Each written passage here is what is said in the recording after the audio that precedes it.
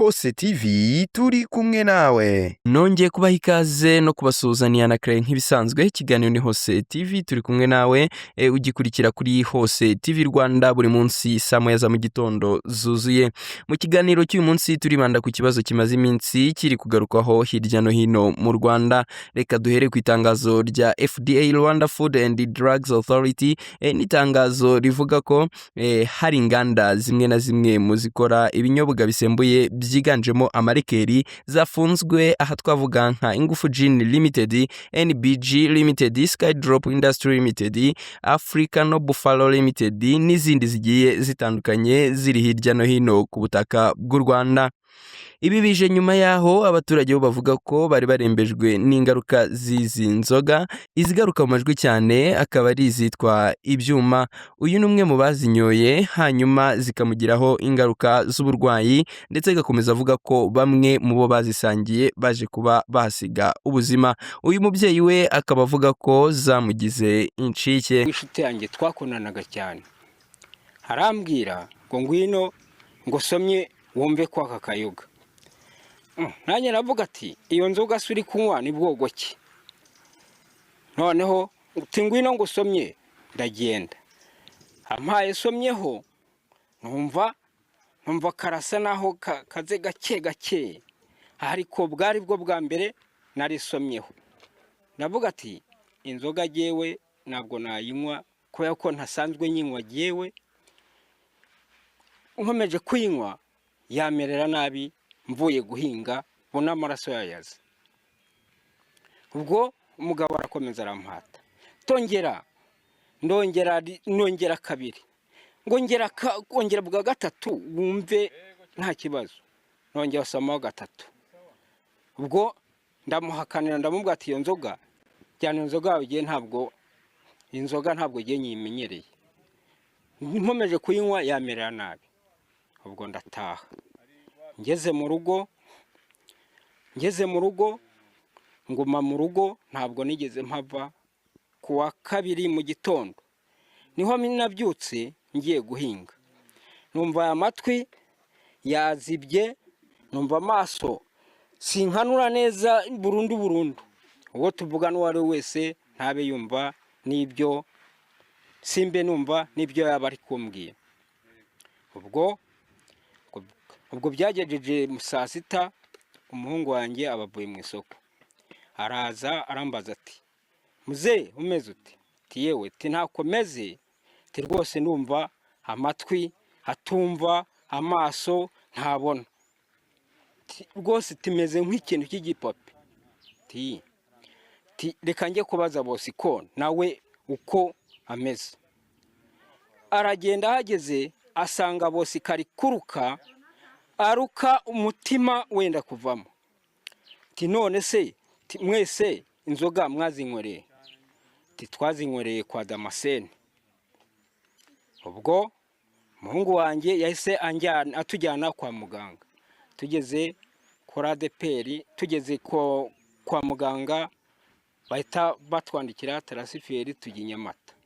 Tugeze Nyamata, ubwo batwitayeho ngo baratuvura. Wa wundi twajyanye byarangiye apfuye. Naho jewe nanjye ndasigara numva ntameze neza, ariko numva mfite agatege ko kuba nahaguruka, nkumva nta kibazo. Nayinywa ari kuwa kabiri nimugoroba, nyine njya kuryama ndi muzima nka saa 7 z'ijoro, ndafatwa mu nda, harandya n'umutima n'umutwe, nyine njya kwa muganga kuko bari babitangaje ngo umuntu wese ayinyweyeho ngo ajye kwa muganga. Nayo nasangiye agacupa k'icyuma n'abantu 3. Se bitampombya simbuze urubyaro kandi nari nararubyaye, bananiwe kumperekeza, nkaba ari gemba herekeje. Ari abagendaga muri urugo bari inshuti, ari na nyiri urugo badusangiraga nawe yari umwana wanjye. Bose abo bapfuye bazize iyo nzoga bose bari abanjye. Nsanze umuntu ari kunywa inzoga, mubona mvuga ngo n'uwanjye ariho arayinywa aho mubona, namukubita inkoni yanjye. Njye mba numva natuje kuko nahoraga mbimubuza, nahoraga mbimubuza nyine ati se waretse kunywa inzoga ngo ibyo ntabwo bikureba, ku buryo n'amafaranga yakoreraga ntayabonaga. Uwapfuye yari inshuti yacu, ari nawe wayishomejeho mukuru wanjye, bituma bose ibagiraho ingaruka kuko uwamushomejeho yarapfuye. Mu kiganiro Minisitiri w'Ubutegetsi bw'Igihugu Minaloc yagiranye na RBA yatangaje ko inzoga zigira ingaruka nyinshi kuri sosiyete, usibye ibibazo by'ubuzima ndetse n'imari. Abakoresha inzoga usanga ari nabo biganje mu magororero hirya no hino mu gihugu, ibi kandi binazamura umubare munini w'abana baba mu muhanda. Amakimbirane mu miryango, iyo usesenguye amakimbirane mu miryango hafi ya yose usanga afite aho ahuriye n'inzoga no kunywa inzoga.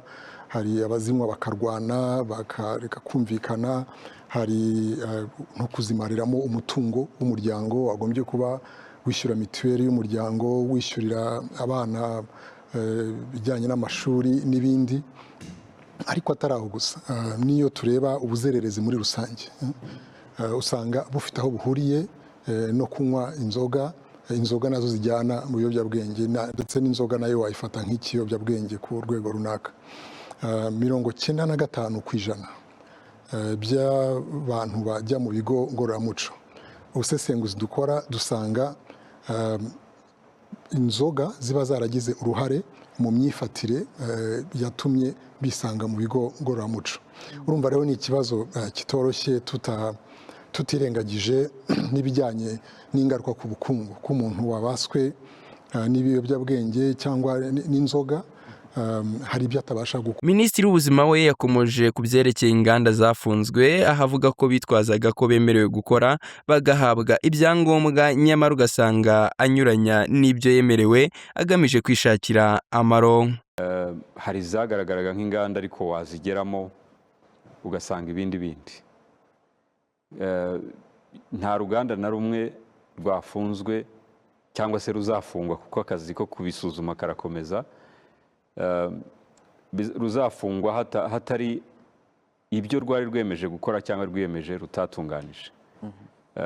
Ikigo FDA gifite aho gihuriye na Minisiteri y'Ubuzima, natwe dushishikajwe n'ubuzima, ariko aho byari bimaze kugera ntiwamenyaga uru ruganda rwatumije ibyo rukoresha muri izo nzoga, ese rubisangira nande, kugera aho bigenda bikagera ku muturage wenze urwagwa byarangiza agasukamo ibyuma.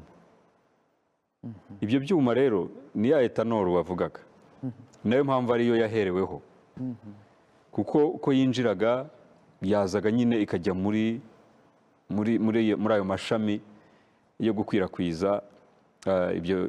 Ni ikinyabutabire nacyo ubwacyo, ariko bageragayo bakakivanga n'ibindi, noneho bakagiha ubukana. Ngira ngo hari ibyo n'abantu bavuga ukagira ngo si ukuri, ariko ni ukuri.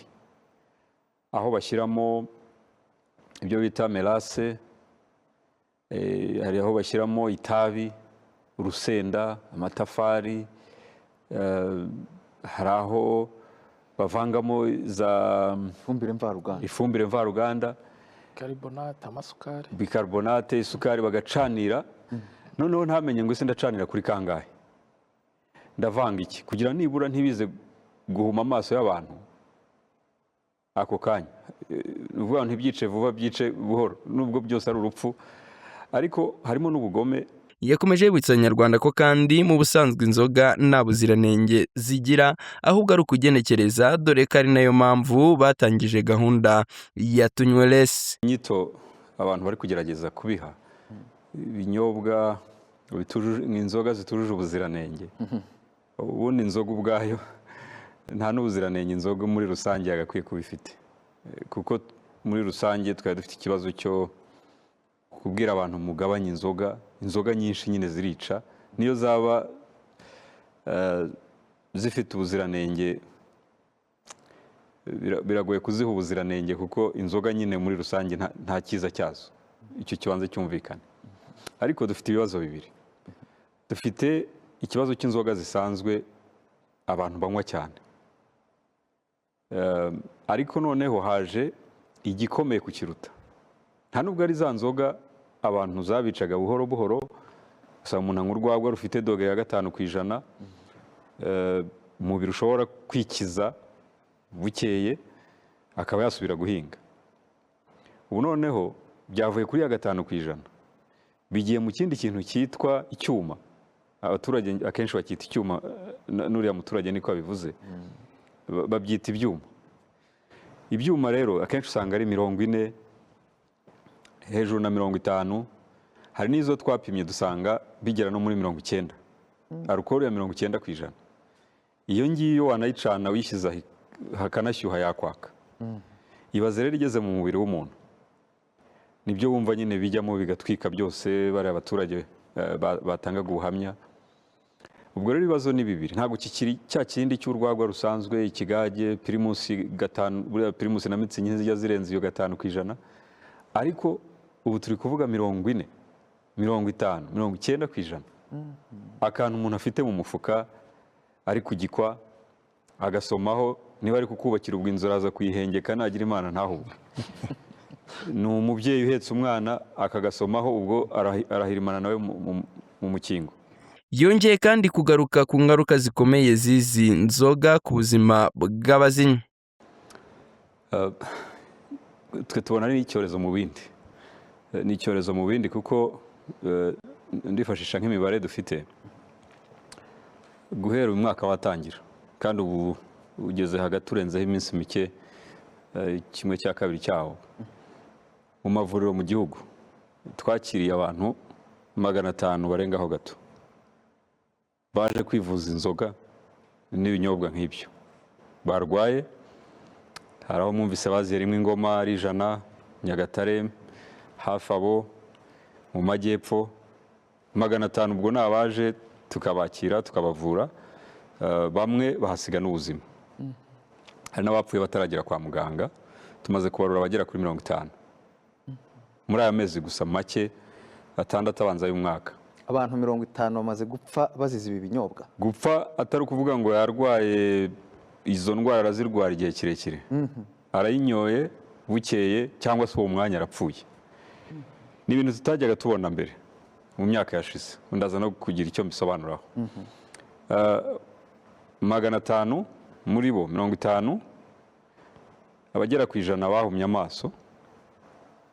Umuntu yanywaga inzoga asangira n'abandi, akababwira ati sinkibabona, ubwo ntibizagaruka, ni uguhuma burundu. Ab'imyijima n'impyiko byo bifata igihe, ariko nabyo ntibitinda ko barwara. Abamaze kugira indwara noneho z'ubwonko z'igihe kirekire, niyo mpamvu mbyise icyorezo, nuko biri hose mu baturage, byageze kure kugeraho kwa muganga. Nyine waruvuze uti mwe mubibona byaje kwa muganga, ariko ntabwo buriya turi Minisiteri y'Ubuvuzi, turi Minisiteri y'Ubuzima. Ikidushishikaza cyane ni ugukingira indwara ko ziba. Ikintu gitera indwara cyose rero rusange mu baturage kiba kidutegurira noneho kuzagira ibibazo biremereye cyane kwa muganga.